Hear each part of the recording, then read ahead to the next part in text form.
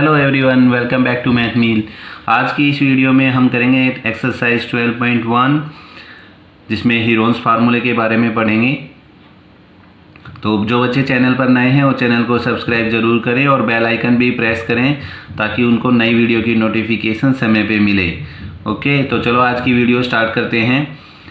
Exercise 12.1 जो है उसमें हमें हीरोन्स फार्मूले के बारे में पढ़ना है। हीरोन्स फार्मूला क्या होता है? हीरोन्स फार्मूला एक ऐसा फार्मूला जिससे हम किसी भी ट्रायंगल का एरिया फाइंड कर सकते हैं, यानी to calculate area of any triangle. किसी भी जो त्रिभुज होता है उसका हम क्षेत्रफल ज्ञात करने के लिए हीरोन्स फार्मूले का इस्तेमाल करते हैं। जैसे ये कोई ट्रायंगल है जिसकी साइड ए बी सी, तीन भुजाएं दे रखी है इस ट्रायंगल की ए बी सी। तो इसका सबसे पहले हम क्या करेंगे, पेरीमीटर यानी परिमाप निकालेंगे। तीनों साइड का सम, जितनी भी साइड होती है उन सब का सम होता है, तो तीनों साइड का सम कर लेंगे और उसका फिर हाफ निकालेंगे, तो वो हमारा आ जाएगा एस। एस को हम क्या कहते हैं? सेमी पेरीमीटर यानी अर्ध परिमाप, यानी परिमाप जो होता है उसका आधा, सेमी पेरीमीटर यानी पेरीमीटर का हाफ। और उसके बाद फिर हम क्षेत्रफल यानी एरिया फाइंड करेंगे। एरिया हमारा किसके बराबर होगा? उसका फार्मूला है ये रूट के अंदर एस, फिर एस माइनस ए, एस माइनस बी और एस माइनस सी, यानी एस लिख के तीनों साइड जो ए बी सी साइड है एक एक करके एस में से घटाएंगे। ठीक है, तो ये हमारा हीरोन्स फार्मूला है जिससे हम त्रिभुज का क्षेत्रफल ज्ञात करते हैं, यानी ट्रायंगल का एरिया फाइंड करते हैं। ठीक है, तो जो बच्चे हिंदी मीडियम में लिखें, जो इंग्लिश में है वो इंग्लिश में लिखेंगे। ये सिंबल तो ऐसे ही रहेंगे हिंदी में भी और इंग्लिश में भी। ठीक है, तो चलो फर्स्ट क्वेश्चन करते हैं 12.1 का फर्स्ट क्वेश्चन। 12.1 के फर्स्ट क्वेश्चन में क्या दिया हुआ है कि हमें एक ट्रैफिक सिग्नल बोर्ड लगा हुआ है जिसपे लिखा हुआ है स्कूल अहेड, और वो इक्विलेटरल ट्रायंगल की शेप का और उसकी साइड कितनी है? ए। जैसे स्कूल के बाहर लगे रहते हैं ना बोर्ड, उस पर लिखे रहते हैं कि कृपया धीरे चले, आगे स्कूल है। इस तरह से बोर्ड लगा हुआ है, साइन बोर्ड, उस पर लिखा है स्कूल अहेड और एक वो ट्रायंगल की शेप का है। तो इस तरह का कुछ बोर्ड है, वो इस पे लिखा है स्कूल अहेड और ये एक इक्विलेटरल ट्रायंगल की शेप का बोर्ड है और इस पे हमने ये लिखा हुआ है कि आगे स्कूल है। और इसकी तीनों साइड कितनी है? ए। मान लिया ये 10 है, ये 10 है, तो ये भी 10 ही होगी। तीनों साइड बराबर बराबर है, तो इसका पहले हमें इसका हीरोन्स फार्मूला लेके इसका हमें एरिया फाइंड करना है। तो सबसे पहले तो हम ट्रायंगल की साइड ए लेंगे तीनों और इसका हीरोन्स फार्मूले से एरिया निकालेंगे। तो सबसे पहले सिर्फ हमें दो चीज़ें ही फाइंड करनी होती है। एक एस फाइंड करना होता है। एस क्या होता है? जितनी भी भुजाएं, जितनी भी साइड दे रखी है उन सब का सम करेंगे। इसकी तो तीनों साइड इक्वल है, ए प्लस ए और अपॉन में 2, उसका हाफ करेंगे। तो हमारा s कितना आ जाएगा? a प्लस ए कितना हो गया? 3a और अपॉन में 2। ये हमारा सेमी पेरीमीटर आ गया। अब हम इसका एरिया फाइंड करेंगे। तो एरिया फाइंड करने के लिए हम फार्मूला लगाएंगे s माइनस ए, फिर s माइनस बी दूसरी साइड, फिर s माइनस सी तीसरी साइड। ठीक है, तो यहाँ पे हमारा s आया है 3a अपॉन में 2 और s 3a अपॉन में 2 माइनस फर्स्ट साइड तो a ही है, दूसरी साइड फिर s लिखेंगे 3a अपॉन 2 माइनस दूसरी साइड वो भी a है, यानी जो हमारी दूसरी साइड है वो भी a है क्योंकि तीनों साइड बराबर है इसकी। और फिर 3a अपॉन 2 माइनस सी भी हमारी कितनी है? a, क्योंकि तीनों साइड ही इक्वल है इसलिए तीनों साइड हमारी a है, तो इसकी जगह भी a, ये हमारा a आएगी फर्स्ट साइड, दूसरी साइड भी a और तीसरी साइड भी a आएगी। अब इसको फटाफट घटा दो, घटाएंगे तो क्या आएगा? ये तो यही रहेगा 3a अपॉन 2। अब सबसे बड़ी दिक्कत तो ये है कि ये घटाना नहीं आता। 3a अपॉन 2 में से a घटाना नहीं आता बहुत सारे बच्चों को। तो 3a अपॉन 2 में से a कैसे घटाएंगे? एलसीएम लेके घटाते हैं हमेशा। ठीक है, यहाँ पे एलसीएम कितना आएगा? 2 एलसीएम आएगा। एक मैं बता देता हूँ, यहाँ पे साइड पे करके देखो। 3a अपॉन 2 माइनस में a को माइनस करना है तो a के नीचे 1 है ना डिनोमिनेटर में, यहाँ पे 2 एलसीएम आएगा। तो 2 से 2 को डिवाइड किया तो 1 बचा और फिर 1 से इसको मल्टीप्लाई करेंगे तो 3a।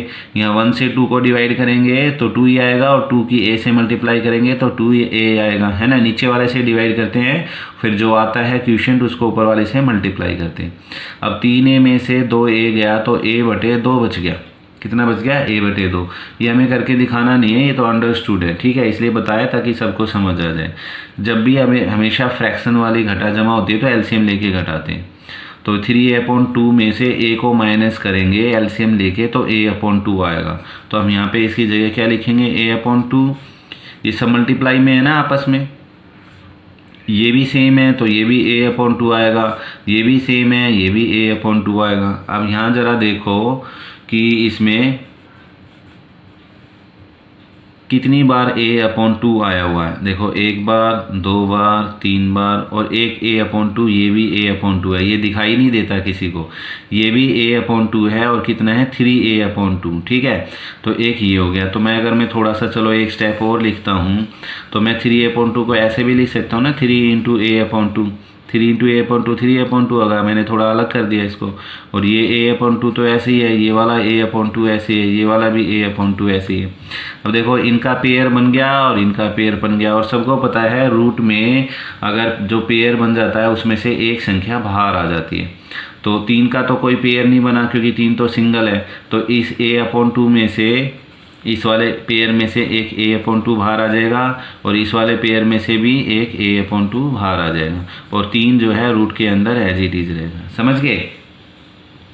तो अब ये कितना आ गया, a/2 कितना हो गया, a की a से गुणा करेंगे तो a² हो जाएगा और 2 की 2 से करेंगे तो 4 और ये √3 ऐसे रहेगा। तो a²/4 √3 ये आंसर आ गया। इसको हम ऐसे भी लिख सकते हैं √3 को आगे लिखे √3/4 a²। तो बच्चों ये हमारा इक्विलेटरल ट्रायंगल का एक तरह से एरिया का फार्मूला है। जैसे ट्रायंगल का एरिया फाइंड करने का फार्मूला होता है ना, half base into height. Right triangle में हाफ बेस इंटू में हाइट, ठीक है, 1/2 आधार गुणा ऊंचाई।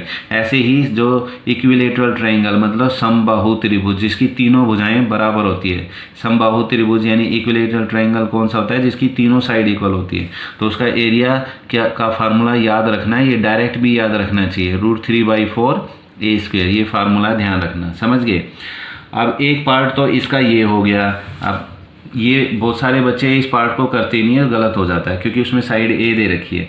इस सवाल में एक तरह से 2 पार्ट है और दूसरे पार्ट में हमें दे रखा है कि इस इक्विलेटरल ट्रायंगल का जो पेरीमीटर है यानी परिमाप है वो 180 है।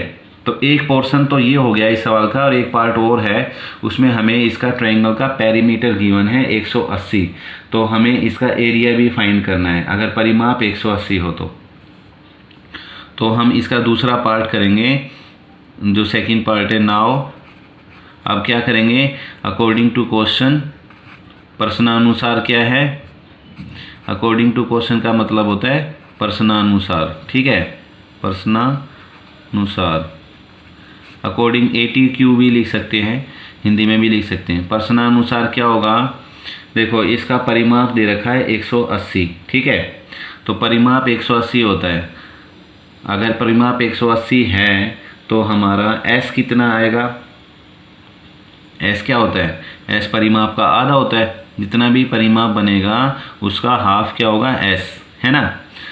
तो ये कितना आ जाएगा हमारा, S कितना आ जाएगा 90, S हमारा 90 आ गया, 90 आ गया हमारा S। समझ गए? और अब हमें साइड भी निकालनी है। तो साइड परिमाप 180 दे रखा है तो परिमाप परिमाप जो इक्विलेटरल ट्रायंगल है उसकी तीनों भुजाएं बराबर होती है। तो उसकी तीनों साइड A और A यानी कि तीनों मिला के किसके बराबर है, 180 के। तो हमारा 3A कितना आ गया, 180, ठीक है, क्योंकि पेरीमीटर 180 गिवन है। तो A की वैल्यू हमारी आ जाएगी 180/3 यानी 3×6 18।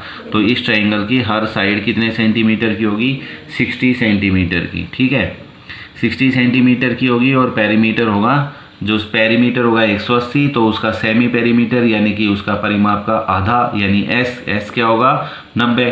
और इक्विलेटरल ट्रायंगल है, तीनों साइड ही उसकी A है। तो पेरीमीटर क्या होता है, जितनी साइड होती है उनका सबका सम होता है। ऐसे ही निकालते हैं परिमाप। तो इन तीनों को जोड़ देंगे और बराबर में 180 लिखेंगे, ठीक है, क्योंकि पेरीमीटर उसने 180 दिया हुआ है। अब हमारा S आ गया और A भी आ गया। तो अब इसके बाद हम एरिया भी फाइंड कर सकते हैं इसका, है ना। एरिया फाइंड करने के लिए क्या निकालेंगे, A। तो A कैसे आएगा, A का फार्मूला S माइनस पहली साइड, S माइनस दूसरी साइड, S माइनस तीसरी साइड, ठीक है। तो एस हमारा कितना आया था, 90 आया था। 90 माइनस पहली साइड 60 है, दूसरी साइड भी इसमें तो 60 है, अलग अलग भी हो सकती है, आगे क्वेश्चन करेंगे। और तीसरी साइड भी हमारी कितनी है, 60 ही है। ठीक है, तो अब हमारा एरिया आ जाएगा यहाँ पे, देखो 90 तो ऐसे रखेंगे, 90 में से 60 गया 30, 90 में से 60 गया 30 और 90 में से 60 गया 30। अब हमें दो दो के पेयर बना के बाहर निकालना होता है। अब इसके ज़्यादा छोटे टुकड़े करेंगे तो बहुत लेंदी हो जाएगा। हम क्या करेंगे, दिमाग से काम लेंगे। क्या करेंगे, हम इस 90 को, क्योंकि हमारे पास 1 30, 2 30, 3 30 है, तो 90 को भी मैं क्या कर सकता हूँ, 3 गुना 30 लिख सकता हूँ। जैसे मैंने इससे फर्स्ट वाले पार्ट में इसको यहाँ पे 3a/2 था तो 3 गुना a/2 लिखा था, है ना। ऐसे ही 90 को मैं क्या लिख सकता हूँ, 3 गुना 30। 3 को 30 से मल्टीप्लाई करेंगे तो 90 ही आ जाएगा, और बाकी के ये 30 ऐसे ही रहेंगे। अब इससे हमें क्या फ़ायदा हुआ, देखो एक तो इसका पेयर बन गया और एक इसका पेयर बन गया, तो एक 30 इसमें से बाहर आ जाएगा और एक 30 इसमें से बाहर आ जाएगा, तो ये 30 आ गया और ये भी 30 बाहर आ गया। अब √3 का पेयर बना नहीं, तो ये √3 जो है इस रूट के अंदर ही रह जाएगा। ठीक है, तो ये कितना आ गया, इनकी मल्टीप्लाई कर दो, 3 3 जा 9 और 00 और √3 ऐसे ही रहेगा क्योंकि 3 का तो कोई पेयर है नहीं। तो ये हमारा एरिया आ गया इसने 900 √3 सेंटीमीटर स्क्वायर, समझ गए।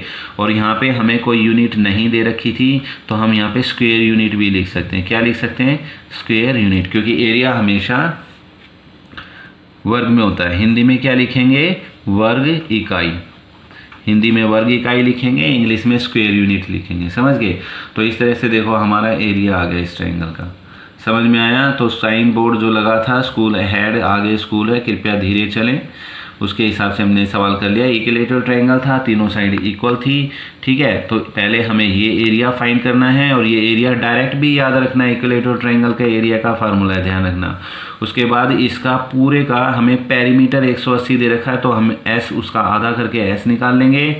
और पेरीमीटर होता है जितनी साइड उतना सम, तो ट्रायंगल की तो 3 ही साइड होती है, तो तीनों साइड हमारी ए है, क्योंकि इक्विलेटरल ट्रायंगल है, समबाहु त्रिभुज, तीनों भुजाएं बराबर होंगी। तो ए तीनों साइड का सम 180, तो ये ए 3a हो गया, यहाँ से ए आ जाएगा। उसके बाद एरिया निकाल लेंगे, समझ गए।